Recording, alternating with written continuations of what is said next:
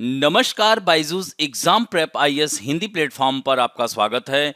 दोस्तों आज हम लोग डिस्कस करेंगे 18 नवंबर 2022 के द बिग न्यूज की, जिसमें टॉपिक होगा अमेरिकी स्पेस एजेंसी नासा का मून मिशन जो कि आर्टेमिस 1 लॉन्च हो गया है। तो हम लोग इसके बारे में बात करेंगे, इसकी क्या खासियत है, इसका नाम क्यों यह पड़ा, इन सब बातों की चर्चा करने के साथ साथ बात करेंगे भारत के मून मिशन की भी। तो दोस्तों बिग न्यूज शुरू करने से पहले एक महत्वपूर्ण सूचना है जो कि ऑफलाइन वर्कशॉप अनाउंसमेंट से संबंधित है, और यह ऑफलाइन वर्कशॉप 20 नवंबर को भारत के विभिन्न शहरों में आयोजित की जाएगी। तो इस तरह से आप अपनी तैयारी को और मजबूत कर सकते हैं, और बाइजूस एग्जाम प्रेप आईएएस अब आपके शहर में भी पहुंच गया है, चाहे वह लखनऊ हो या पुणे हो या चेन्नई हो या कोलकाता हो या जयपुर हो। इन सभी शहरों में ऑफलाइन वर्कशॉप आयोजित की जा रही है। तो दोस्तों इस ऑफलाइन वर्कशॉप के पहले यानी 4 बजे से लेकर के 5 बजे तक पहले आपका मॉक टेस्ट होगा, यानी a mock test will be conducted between 4 PM and 5 PM। Then उसके बाद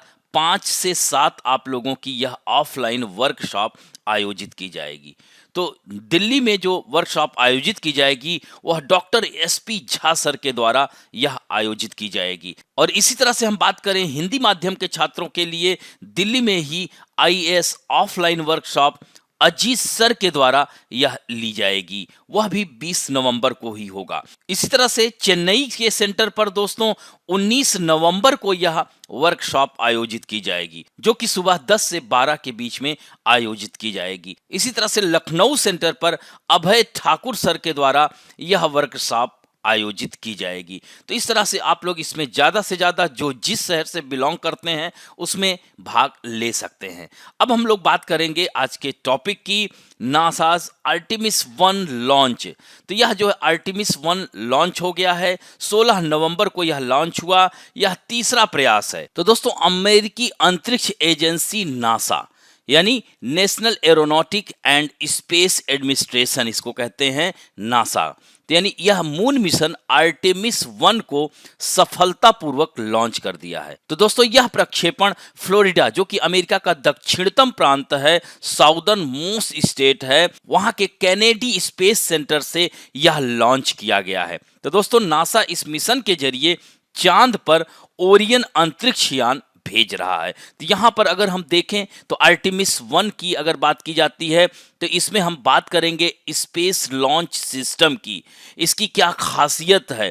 तो यहां पर देख सकते हैं कि यह आर्टेमिस 1 नासा के द्वारा Orion space craft and space launch system rocket के माध्यम से यह फ्लाइट टेस्ट किया जा रहा है। तो दोस्तों यह SLS and Orion tilt off from pad 39B at Kennedy Space Center, और यह कैनेडी स्पेस सेंटर कहां है?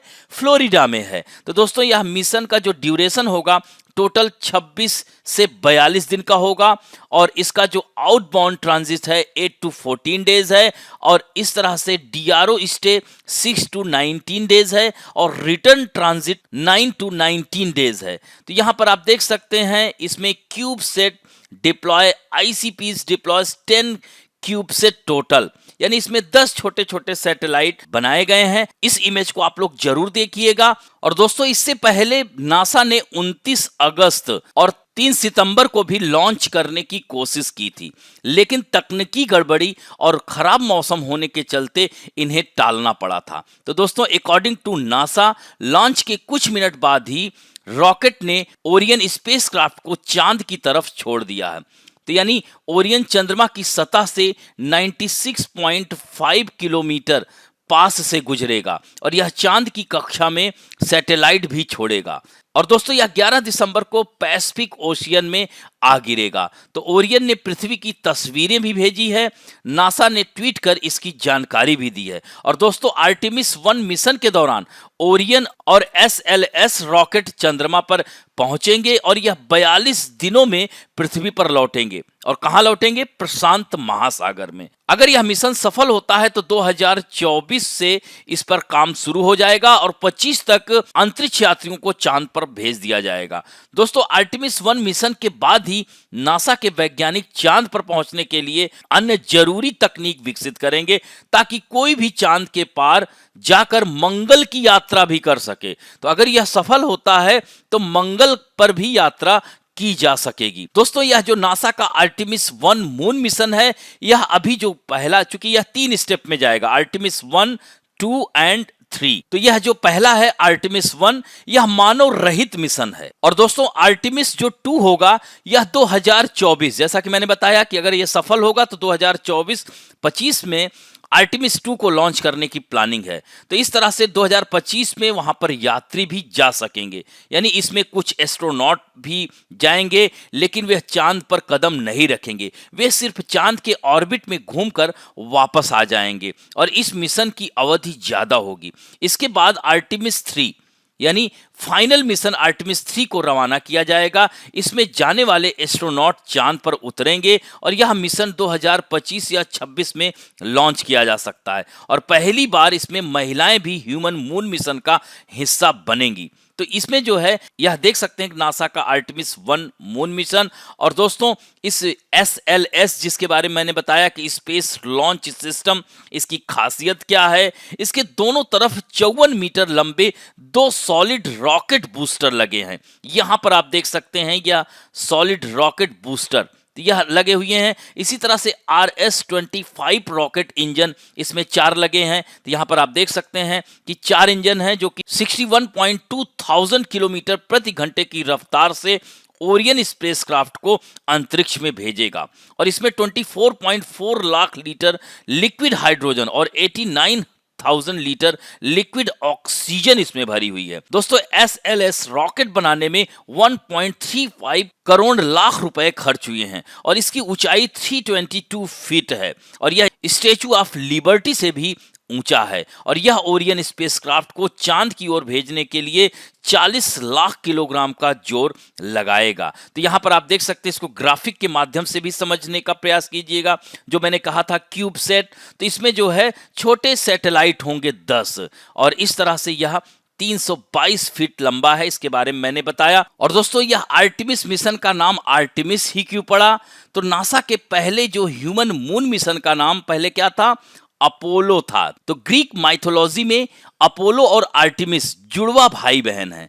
जहां अपोलो को सूर्य का देवता माना जाता है तो वहीं आर्टेमिस को चंद्रमा की देवी कहा जाता है। तो यही कारण है कि इसका नाम आर्टेमिस रखा गया है। और दोस्तों, इस आर्टेमिस 1 का अगर इंपॉर्टेंस की बात की जाए तो यह उस नए अंतरिक्ष युग में पहला कदम है जो मनुष्यों को नई दुनिया में ले जाने और अन्य ग्रहों पर उतारने, रहने या शायद एलियंस से मिलने के वादे को यह पूरा करेगा। दोस्तों, यह जिन क्यूब सैट को ले जा रहा है, यहां पर आप देख सकते हैं, वे विशिष्ट जांच और प्रयोगों के लिए उपकरणों से यह लैस हैं, जिसमें पानी की खोज और हाइड्रोजन भी शामिल है। इन्हें ऊर्जा के स्रोत के रूप में भी उपयोग किया जा सकता है।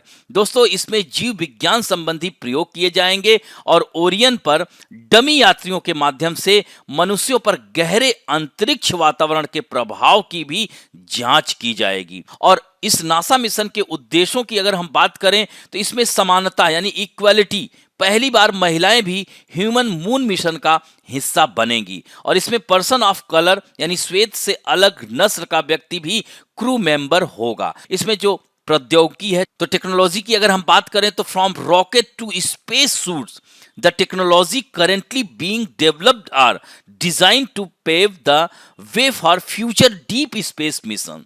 यानी रॉकेट से लेकर स्पेस सूट तक वर्तमान में जो विकसित की जा रही है प्रौद्योगिकियों को भविष्य के प्रमुख अंतरिक्ष मिशनों का मार्ग प्रशस्त करने के लिए इसे डिजाइन किया जाएगा। और दोस्तों, अगर हम पार्टनरशिप की बात करें तो the Artemis programme is one of NASA's first large scale collaboration with commercial companies such as SpaceX and Boeing। दोस्तों, यह लंबी अवधि की उपस्थिति जहां अपोलो 17 के चालक दल ने चंद्र सतह पर 3 दिन मात्र बिताए थे, आर्टेमिस का जो लक्ष्य है हफ्तों और महीनों तक बढ़ाने के लिए एक आधार स्थापित करेगा। और दोस्तों, अगर नॉलेज की बात की जाए तो नासा का दावा है कि मिशन यह अगली श्रृंखला अपोलो युग की तुलना में अधिक रणनीतिक रूप से नमूनों को पुनः प्राप्त करने में सक्षम होगी। और दोस्तों, संसाधनों की यानी रिसोर्सेज की बात की जाए तो the discovery of water on the moon and potential deposit of rare mineral hold promise for both scientific and economic exploration and exploitation. तो यहां पर देख सकते हैं चंद्रमा पर पानी की खोज और दुर्लभ खनिजों के संभावित भंडार की वैज्ञानिक ढंग से जांच की जाएगी। और दोस्तों, अगर हम भारत के संदर्भ में बात करें तो भारत द्वारा चंद्र अन्वेषण के जो प्रयास किए गए, जैसा कि आप लोगों ने सुना होगा चंद्रयान फर्स्ट, यह 2008 में सतीश धवन अंतरिक्ष केंद्र यानी श्रीहरिकोटा, आपने सुना होगा यह आंध्र प्रदेश में स्थित है, से सफलतापूर्वक लॉन्च किया गया था। तो दोस्तों, ISRO Indian space research organisation जिसे कहते हैं, 29 अगस्त 2009 को इसके साथ चंद्रयान के साथ इसरो का जो संचार था वो खो गया था। फिर चंद्रयान 2 को प्रोजेक्ट किया गया। तो चंद्रयान 2 चंद्रमा पर भारत का दूसरा मिशन है। यह पूरी तरह से स्वदेशी ऑर्बिटर, लैंडर यानी जिसे विक्रम तथा रोवर जिसे प्रज्ञान का उपयोग करना इसमें शामिल है। दोस्तों, रोवर जिसे प्रज्ञान नाम दिया गया है को विक्रम लैंडर के अंदर रखा गया।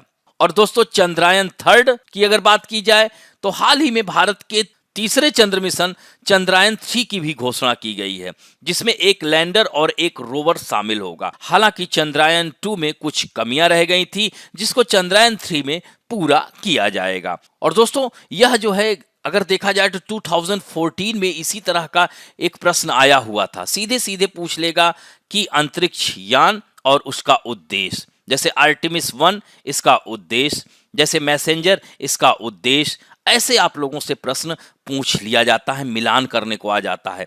2014 में देखिएगा। दोस्तों, आज के लिए आप लोगों के लिए प्रश्न है, मैसेंजर अंतरिक्ष यान किस ग्रह से संबंधित है और इसे कब लॉन्च किया गया था। तो इस तरह से आज का अंक यहीं समाप्त करते हैं। आशा करता हूं कि आज का वीडियो आप लोगों को अच्छा लगेगा, और यदि अच्छा लगे तो प्लीज लाइक, शेयर, सब्सक्राइब और बेल आइकन दबाना ना भूलें। धन्यवाद।